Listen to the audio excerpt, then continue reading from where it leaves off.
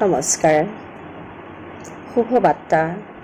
Jayate Assam live 7-ৰ পঞ্চম বাৰ্ষিক প্ৰতিষ্ঠা দিৱসৰ বাবে লেখিকা সংস্থা অসমৰ অন্তৰ্গত মোৰাবজাৰ শাখাৰ তৰফৰ পৰা মই মীৰা গগৈয়ে আন্তৰিক অভিনন্দন জ্ঞাপন কৰিছোঁ।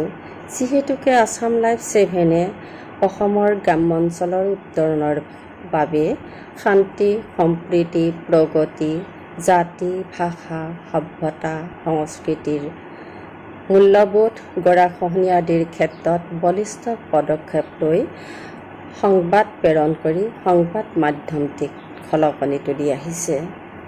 সত্য প্ৰতিষ্ঠিত কৰাৰ দুঃসাহসৰ বাৰ্তাই চেনেলটো অতি শক্তিশালী কৰা দেখা গৈছে। দুঃসাহসী বলিষ্ঠ কণ্ঠত আমগুৰিৰ বিকাশজ্যোতি শৰ্মাই মাত মাতি সংবাদ মাধ্যমটি অতি শক্তিশালী কৰা দেখা গৈছে। আশা ৰাখিছোঁ এই চেনেলটি দুপে আগুৱাই যাওক। আমি সহযোগী শাখা হিচাপে সকলো কৰ্মকৰ্তালৈ আন্তৰিক শুভেচ্ছা জ্ঞাপন কৰাৰ লগতে পঞ্চম বাৰ্ষিক প্ৰতিষ্ঠা দিৱসটিৰ সফল কামনা কৰিলোঁ। ধন্যবাদ।